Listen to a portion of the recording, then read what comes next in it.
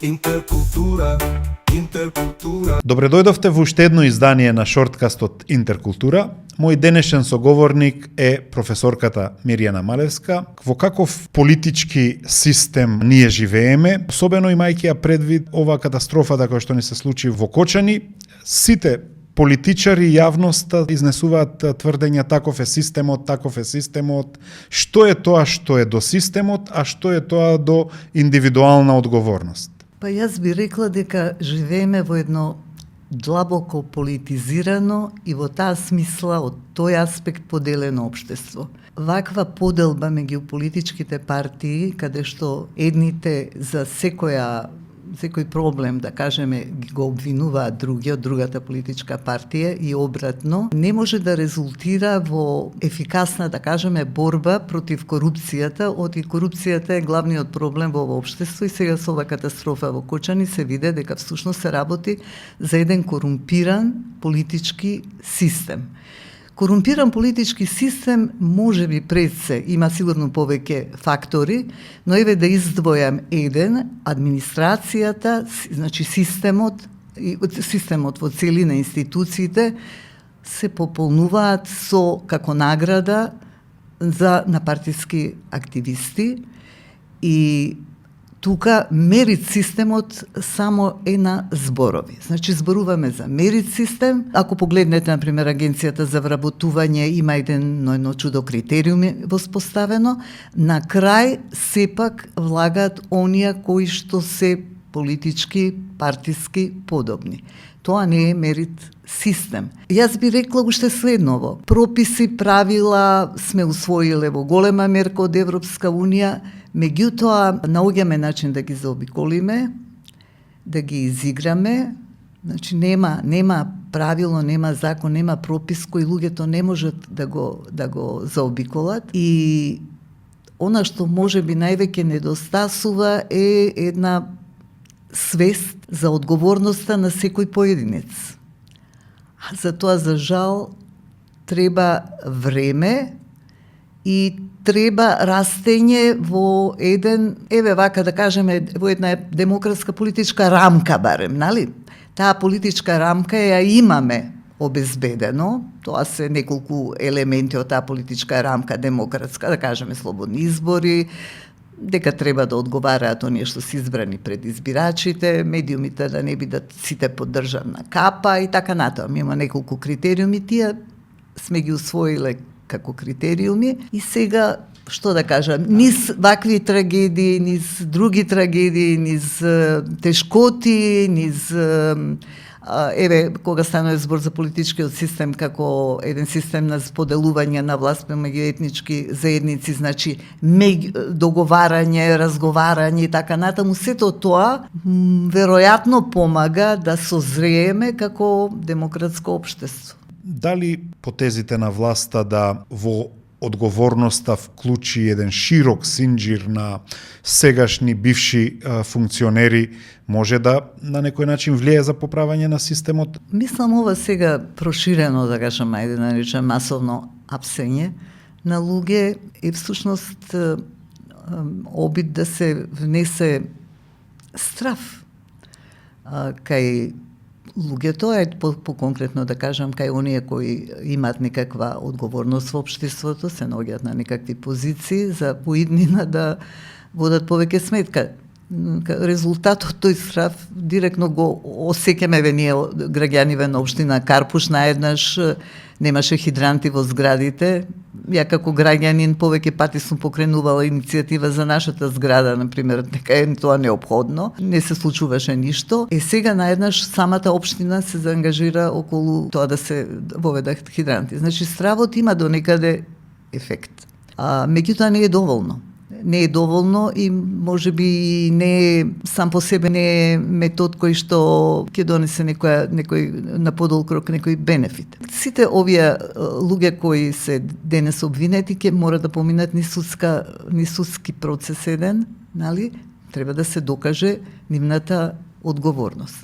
Така што предпоставувам дека голем дел од нив ќе бидат ослободени од таа непосредна или директна одговорност и сето тоа ќе се како многу пати што се случило, ќе се заташка, ќе се замолчи општеството, ќе се замолчат луѓето и ќе помине можеби со казни на неколку луѓе, а останатите просто се сомневам дека ќе обвинителството ќе најде доволно докази, но ајде да не прејудицираме да видиме како ќе оди тоа.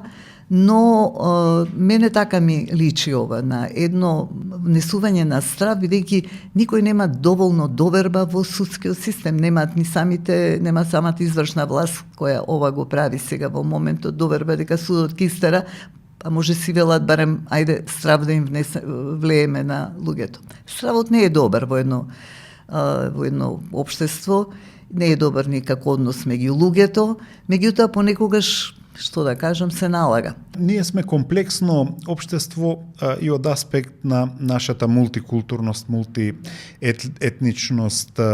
Еве, дури и во акцијата по трагедијата во Кочани, нели имаше обиди да се прикаже дел од лоцирањето на одговорности низ етничка призма. Дали очекувате влошување на меѓуетничките односи и во контекст на локалните избори кои што ни доаѓаат? Така, тоа и мене ми падна во очи дека постои една, да ја речам, може би е тежок зборот, не знам, освета кон албанската заедница, посебно кон оваа партија ДУИ, која 2001 година како воена формација излезе во планина, да кажеме, нали?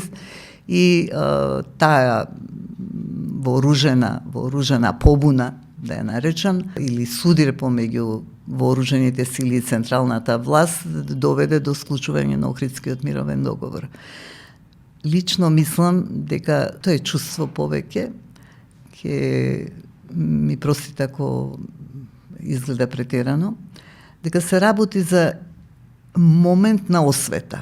Сега ние, македонците, ќе ви покажеме вас, албанците, со демократски средства, кој е газда во куќава. И тоа се прави не само сега после оваа трагедија во Кочани со апсиње на некои функционери од ДУИ поранешни, туку тоа започна уште, тоа е и во реториката и програмата, во програмата не, али во реториката предизборна и изборна на ВМРО ДПМНЕ, тоа беше во реториката на председателката на државата Гордана Силјановска. Таа реторика продолжува, а сега само се покажува како една конкретна акција. Тоа е реторика ни наметна западните држави и вие албанците овдека со вооружено восстание, ни наметнавте еден систем кој ние не го сакаме, кој е на штета на мнозинството. И ние ќе гледаме по секоја цена тоа да го измениме, ако не може преку устав и соменување на уставни норми, еве вака на некој начин ќе покажеме кој е во куќата и на кого му е местото. Значи, јас мислам дека тука има еден момент на освета кон оваа политичка партија. Од друга страна, дали тоа може да парадоксално предизвика јакнење еве на оние кон кои што таа освета е наменета ДУИ, затоа што од друга страна ќе го направи немоќен овој албански партнер кој што е сега во власта и гледаме дека тие имаат проблеми во функционирањето. Па мислам на само малку подолг рок, да, тоа ќе се случи. Се изненадив пред изборите и во тек на изборите сме разговарале на оваа тема и јас бев цврсто убедена дека сите албанци ќе застанат на една страна во прилог на некоја влада која што ќе се залага за пристапниве преговори што побрзо на Европска унија, што побрзо да се одвиваат и дека тоа ќе биде нивниот избор. И се изненадив колку желбата за власт и колку желбата се симне една политичка партија која долго беше на власт ДУИ, може да биде посилна од некои, да кажеме, национални интереси на албанците, а сонцето за албанците изгрева на запад е нивна национална, да речам, кауза, и другите, јазикот и така натаму, и уште други работи што беа наведени во програмата, не само на ДУИ, не туку и на оваа сега коалиција што е на власт. Вленко, јас ги оцени во еден текст, баш го објавија има, како елементи на разградување на унитарниот карактер на државата. Тоа стоеше во програмата на оваа коалиција, која е сега во коалиција со ВМРО-ДПМН. Не, значи за мене беше дури изненадувачки дека желбата за власт и желбата некој да се прати во опозиција е посилна од националните интереси на албанците. Меѓутоа тоа може да се каже за краток, по моја оцена, дека ќе биде на краток рок. Оваа положба на имала право, одредени права таа заедница, а сега ги нема или им се одземаат, никогаш не обстанува на подолго време. Значи не можете да одземете на неколку права кои веќе ги уживал. Не дозволува такво нешто или ќе дозволи во еден период од одредени причини, но не на долг рок. Така што мислам да ќе се солидаризираат, па еве има показатели, нали, Таравари веќе се колеба и така натаму. И доколку не ги исполни оваа власт пред се ВМРО-ДПМН, ветувањата што им ги дал на влен, да кажеме, нали, за одредени прашања кои ги поставија тие во програмата, едното од нив е и пристапувањето кон Европската Унија за во рок од 6 месеци, ќе доведе до, по мое мислење, до влошување на внатре коалицијските односи и не знам што ќе се случува, меѓутоа едно национална, да ја наречеме, влада е тука незамислива. После од не знам која година, од 2001 секако, а и секогаш имало, нали, во владата, да кажеме, од таа етничка заедница представници. Од осамостојувањето на државата до денеска секогаш имало, сме имале коалиција меѓу македонска една партија и албанска, условно еве да ги наречеме, нали. Дали цело време мораме како земја да живееме во оваа поделеност меѓу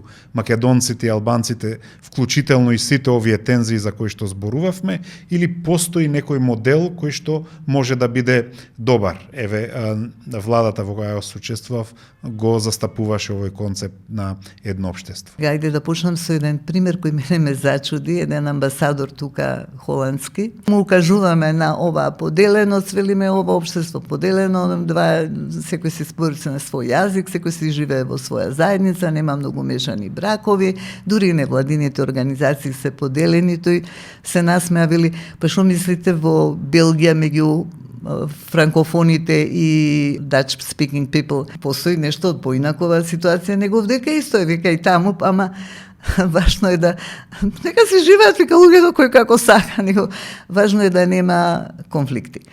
Ние тој момент на избегнување на конфликт го постигнавме со Охридскиот мировен договор. Овој модел на споделување на власта даде еден пример дека е возможно, ако власта може, значи партии од власт, луѓе од власт да соработуваат, ако може министер да биде еден албанец кој добро е респектиран и од македонците, ако добро ја води политиката во одреден сектор, тоа е пример за целото општество, дека да биде потолерантно.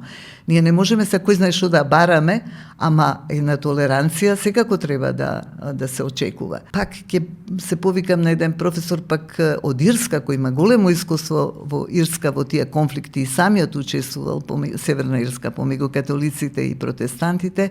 Тој велеше треба да градиме култура на мир.